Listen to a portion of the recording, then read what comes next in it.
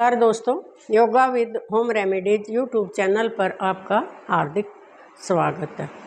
दोस्तों, मैंने गीता का पाठ पढ़ा और उससे कुछ प्रेरणादायक वचन सुने जो आज मैं आपके सामने प्रस्तुत करने जा रही हूँ।